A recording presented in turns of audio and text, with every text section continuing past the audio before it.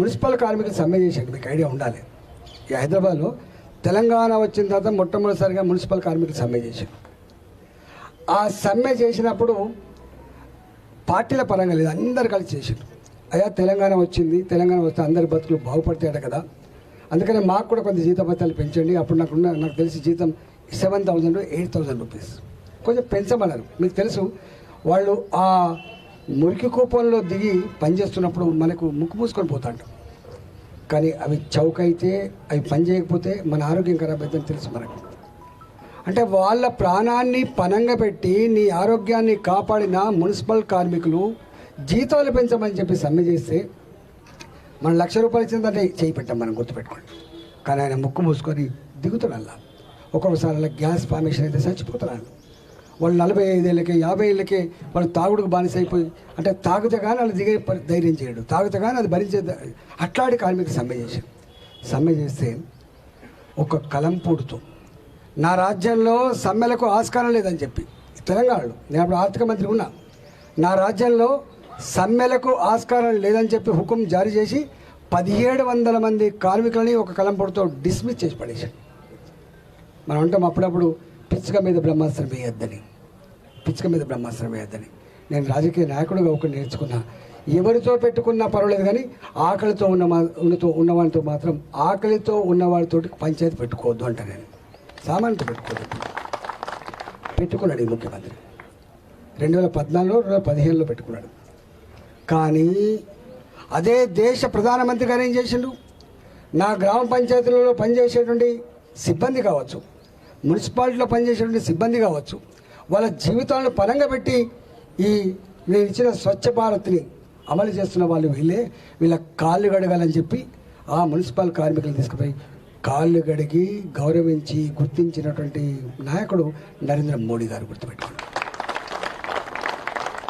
వాళ్ళకి వీళ్ళకి ఉన్నంత తేడా నక్కకు నాగలో కనుకుంట తేడా ఉంటుంది.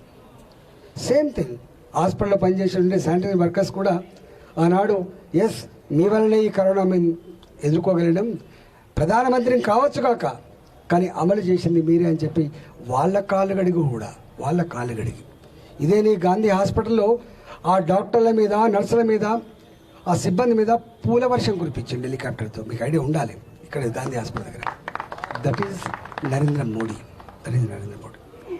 అందుకే నేను ఒక్కటే డెవలప్మెంట్, ఇలా మీకు పక్కకే రైల్వే స్టేషన్ ఉన్నది, ఎంత దుర్గంధపూరితంగా ఉంటుంది అది.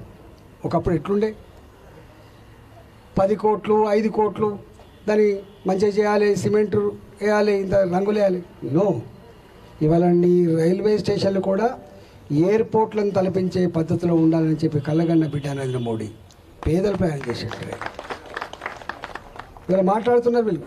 గిన్ని రైలు మోడర్న్గా ఉండాలి, నా దేశం కూడా ఒక జపాన్ లాగా, నా దేశం కూడా ఒక యూరోపియన్ కంట్రీస్ లాగా మేమేం తక్కువ అనే పద్ధతిలో కూడా ఇలా రైల్వే డిపార్ట్మెంట్ పరంగా కొత్త రైళ్ళ నిర్మాణం చేసి, కొత్త రైల్వే స్టేషన్ నిర్మాణం చేసి, అది ఎట్లా చేస్తుందో మీకు తెలుసు. 1947 to 2014 మన ఎయిర్పోర్ట్ల సంఖ్య 75, కానీ ఇవాళ 153 154 ఎయిర్పోర్ట్లు వచ్చినాయి, డబుల్. చంద్రశేఖర్ గారు ప్రధానమంత్రిగా ఉన్నప్పుడు బంగారం కుదరపెడితే తప్ప జీతాలు లేవు దేశానికి, హ్యాండ్ టు మౌత్ బిచ్చమెత్తుకునే పరిస్థితి లేదు. ఇవాళ 11వ ఆర్థిక వ్యవస్థగా ఉన్న Bharat today 5th place in the world. 5th place. నాకు మీరు అధికారం ఇవ్వండి, ఈ దేశాన్ని 3వ ఆర్థిక అతిపెద్ద వ్యవస్థగా తీర్చిద్దామని చెప్పిన మోడీ గారు. ఉత్తగానే ఆయన ఎప్పుడు ఎన్నికలప్పుడు దీపిక వచ్చినా కూడా ఈ సమస్య ఉందంటే తీస్తా అంటది, రోడ్ ఎత్తామంటే ఎత్తా అంటది, మురి కడతా అంటే కడతా అంటది, ఆయనకి పైసలు లేవకూడదు చూడు కట్టిస్తా అంటది. కానీ మోడీ గారు మాత్రం ఎప్పుడు డెస్పరేషన్ గురిగాలి, ఎప్పుడు ఏమైతుందో ఆందోళన లేడు. ఒకటే, నేను సేవ చేస్తున్నా, నన్ను గుర్తిస్తే ఆశీర్దిస్తారు, లేకపోతే ఆశీర్దించరు. ఎన్నాడు 2019 ఎన్నికలకు పోతే ఒక్క అలవి కానీ హామీ ఇయ్యలే. ఇవాళ కాంగ్రెస్ గవర్నమెంట్ ఇచ్చి చూసిన 66 హామీలు, 2,500 రూపాయలు ప్రతి మహిళకి, ఏ మహిళకో తెలుగు చెప్పలే. 2500 రూపాయలు ప్రతి మహిళకి ప్రతి నెల భృతి ఇస్తా అని చెప్పిండు. ఏ మహిళకని కూడా చెప్పలేదు. ఒకవేళ అది ఇవ్వాలనుకుంటే నేను ఆర్థిక మంత్రిగా పనిచేసిన వాడిని నాకైతే అర్థం కాలే అది ఎట్లా సాధ్యమవుతో. మీకు తెలుసు, ఒక చిన్న ఎగ్జాంపుల్ చెప్తా. కేసీఆర్ గారు 2018 ఎన్నికల ముందు ఒక హామీ ఇచ్చిండు. అనేక హామీలు ఇచ్చిన అందులో ఒక హామీ, రైతాంగానికి ₹1,00,000 రుణమాఫీ చేస్తా అన్నాడు. ఎట్ టైం ఒకేసారి ₹1,00,000 రుణమాఫీ చేస్తా అని చెప్పాడు. అనేక హామీలలో ఇంకొక హామీ కూడా ఉంది. ఏంటిది? మీ పిల్లలకు నౌకరీ వచ్చేంతవరకు తల్లి మీద తండ్రి మీద భారం పడకుండా వాళ్ళు బుక్స్ కొనుక్కోవాలన్నా మళ్ళీ ఎక్కడ కోచింగ్ సెంటర్కి పోవాలన్నా నెలకు ₹3,110 ఇస్తా అని చెప్పిండు. దాని పేరు నిరుద్యోగ భృతి. మీకు ఐడియా ఉంది. ఇంకా చాలా ఉన్నాయి, అవి పక్కకు పెట్టు. చెప్తే వారి భాషలో చెప్పాలన్నా కేటీఆర్ గారి భాషలో చెప్పాలన్నా